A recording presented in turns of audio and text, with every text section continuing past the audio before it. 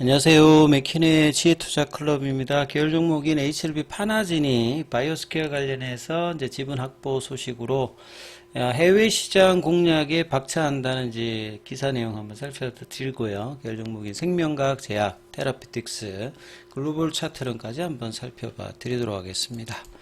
자, HLB 파나진은 이제 본래 파나진이죠.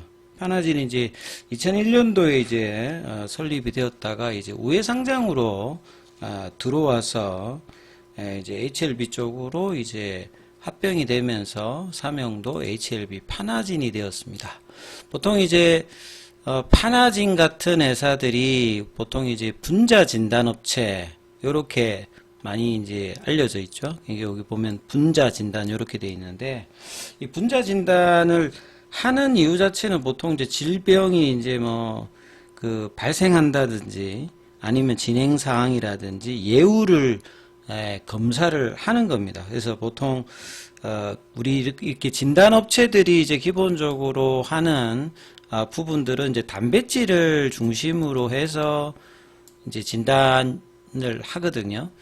근데 이제 파나진 같은 경우에는 이 단백질이 아니라 핵산 같은 이제 DNA라든지 요런 RNA 같은 요런 것들을 이제 로슈 같은 경우에는 진단업체에서 이제 DNA 형태로 하는데 이 파나진은 요런 핵산 형태에서도 이제 인공적인 핵산 이제 PNA를 기반으로 해서 이제 뭐 암이라든지 감염병 관련되는 부분들을 진단하는 어떤 이제 키트도 만들고 그 다음에 PNA 소재를 통해서 글로벌 이제 뭐 서머피서라든지 이런 쪽에 이제 소재 납품도 하고 이걸 가지고 이제 장기적으로 이제 유전자 치료제 관련되는 개발까지 할 수 있는 설립 당시라든지 한참 때는 굉장히 좀 각광받을 수 있는 이제 진단업체다. 이렇게 이제 기술력을 가지고 있는 회사가 이제 파나진이었습니다. 그리고 국내에서는 사실은 이런 이제 진단업체들의 어떤 주시장이 되질 않고요. 해외로 이제 어떻게 나아가느냐가 중요한 부분입니다. 그래서 코로나 때 이제 진단 시장 자체를 통해서 이제 K 그 진단 업체들이 많이 이제 성과를 냈는데요. 이 파나진도 이제 이러한 흐름들을 계속되면서 기사들을 좀 살펴보시면 될 것 같은데요. 자, 바이오스퀘어 잔여 지분을 추가로 하면서 99.9% 거의 뭐 100%를 다 확보하는 뭐 요런 어떤 이제 내용입니다. 5월 달에 이제 지분 90%를 인수했는데 그 해당 회사를 뭐 자회사인데 지금 이 정도면 거의 완전 자회사라고 이제 봐야 되겠죠. 그래서 글로벌 체외 진단. 이 진단에 보면 체내 진단은 이제 여러분이 많이 이제 들어보셨던 뭐 엑스레이라든지 그다음 뭐 CT라든지 요런 이제 그 부분들을 이제 체내 진단이라고 하고요. 이 체외 진단은 몸 이제 밖으로 나오는 체액 보통 이제 뭐 혈액이라든지 그 다음에 침이라든지 뭐 분변 이런 걸 통해 가지고 말 그대로 진단을 하는 거죠. 그래서 글로벌 체외 시장에서 입지를 강화하는 그러니까 이런 해외에서 이제 어떻게 이제 성과를 내느냐 이게 이제 일단 가장 중요하고요. 그래서 바이오스퀘어와의 협업을 통해서 새로운 어떤 진단 플랫폼 확보와 이 보유 제품균 그다음 기술 확대 네트워크 확장 그래서 해외 시장의 성과가 장기적으로 어떻게 되느냐 이게 일단 중요하고요. 결국 이제 그 실제로 이제 그 헬스케어 쪽에 이제 이런 기기 쪽 회사들 같은 경우에는 빠르게 이제 제품 교체라든지 매출단에서 성과를 내주느냐 이게 이제 주가하고도 연동을 많이 합니다. 그래서 내년 중에 출시되는 미국 시장 진출을 염두에 두고 FDA 허가 승인을 목표로 해당 제품 준비를 하고 있고요. 자, 그래서 파나진이 이제 바이오스퀘어 인수를 통해서 이 파나진 그 바이오스퀘어 같은 경우는 이제 컨텀닷 요거는 이제 여러분들 뭐 디스플레이 할 때 한 번씩 이제 들어보셨던 그런 기술인데 이 컨텀닷에 이제 기반을 해서 진단 쪽으로 이제 해서 이제 제품화 시킨 회사가 이제 바이오스퀘어거든요. 그래서 컨텀단 기반의 다중면역 진단 키트와 분자 진단 플랫폼의 확장형 제품으로 이제 이 진단 관련되는 부분은 항암 라인하고 그 다음에 이제 감염 라인 요렇게 보시면 되죠. 이제 코로나 때 이제 감염병 관련되는 부분이 있고 원래 이제 항암제 관련되는 부분에서 이제 진단 관련되는 부분이 있다 이렇게 보시면 될 것 같습니다. 특히나 이제 파나진을 인수하는 부분들은 결국 이제 표적항암제라고 하는 것 자체가 이 환자가 있으면 동일한 뭐 간암이다, 대장암이다 이래도 이 환자의 어떤 이제 치료제로 어떤 걸 이제 써야 될지 의사들이 이제 이 부분들을 이제 결정을 할 때 그 이 환자 자체의 이제 유전자 이제 돌연변이가 그 암에서 이제 어떻게 되어 있는지에 따라서 치료제 결정을 합니다. 그래서 이런 이제 바이오 마커를 확인할 때 이제 사용되는 게 이제 진단업체고 이런 부분들을 이제 FDA에서는 동반 진단 형태로 하는 것을 권고를 하죠. 이제 보통 이제 폐암 같은 경우에는 이제 이런 부분들을 많이 하고 있고 파나진 같은 경우에는 이제 뭐 폐암이라든지 대장암 쪽에서는 이제 국내에서는 이런 이제 진단 관련되는 부분들에서 점유율이 가장 높은 편이고요. 이제 중요한 거는 이제 국내가 아니라 국외에서 어느 정도 이제 성과를 내느냐. 그래서 이제 미국 진출이라든지 뭐 이런 어떤 이제 해외 쪽의 어떤 성과가 어떻게 되느냐가 좀 중요한데요. 그래서 글로벌 면역 진단 시장에서 이 바이오스퀘어의 컨덴사 기반의 이 기술들을 활용해서 신속 정밀 진단 분야를 선도하겠다. 이렇게 좀 출사표를 던졌는데 이제 이런 부분들이 이제 숫자상으로 어떻게 나타나는지도 계속 뭐 살펴보셔야 되는 어떤 부분이다. 이렇게 봐야 되겠죠.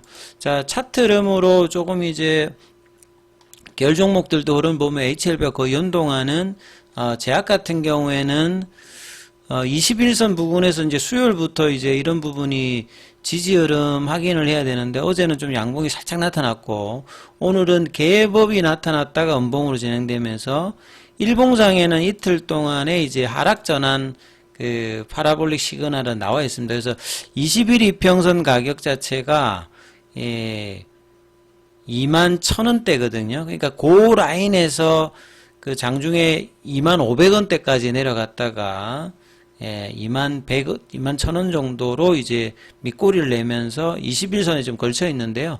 자, 양봉이 이제 이번 주 나올 듯 하다가 뭐 윗꼬리 그 몸통이 작은 그 오늘은 또 몸통이 있는 음봉으로 나와서 주봉상으로 보시게 되면 그러니까 음봉입니다. 그러니까 주중에 이제 23,000원대까지 갔다가 주중 고가 대비해서는 한 10% 빠져가지고 지금 이번 주가 마감이 되었죠. 그래서 주봉 전체로 보면 좀 아쉬웠고 주중에 반등 시도를 했습니다만 이제 이 부분들이 음봉으로 일단 마감된 게 제약은 좀 아쉬운 부분이고요. 생명과학 같은 경우에는 장중에 이제 20일 이평선 부근까지 확인하는 9,700원까지 내려갔다가 종가는 이제 9,920원. 여기도 마찬가지로 이제 주봉을 보시게 되면 음봉이에요. 근데 이제 3주 전에 나왔던 그 주봉의 양봉이 기준에 있는 상태에서 일단 거래량을 줄여 있는 그 음봉입니다만 플랫형 흐름들을 계속 이제 보여주고 있고 거래는 오늘 좀 늘면서 좀 음봉이었기 때문에 좀 아쉽습니다. 그래서 이 만원대 회복을 다음 주에 다시 해야 되는 어떤 상황이고요.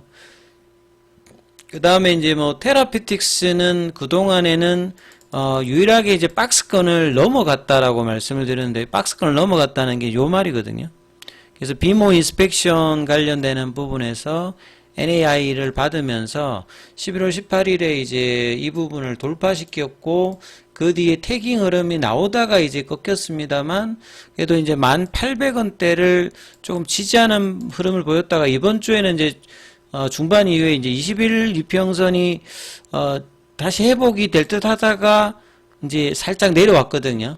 그래서 장중에 이제 가격권도 9,930원대까지 밀렸다가 이제 만원대는 이제 회복했는데 양봉으로 다시 이제 한 1,800원 정도를 올려야 박스권 돌파의 흐름이라는 거 아니면 다시 박스권도로 지금 들어와 있는 상태이기 때문에 거래는 작습니다만 그래서 신뢰도는 작습니다만 거래가 늘면서 빨리 박스권 위로 1,800원 뭐 11,000원대 위로 올라가는 흐름을 만들어야 되는 흐름인데 이 플랫형 박스권 흐름으로 거래량을 줄인 상태에서 좀 부진한 흐름들을 계속 이제 2주 넘게 보여주고 있죠.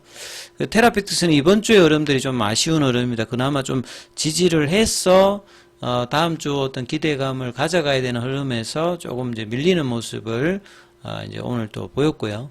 글로벌 같은 경우는 이제 4,000원 언더에서 21일평에 저항을 받는 흐름을 보이면서 추반에는 이제 4,000원 밑단에서 오늘도 마찬가지로 거래량은 작은 상태에서 부진한 흐름을 보여주고 있고요.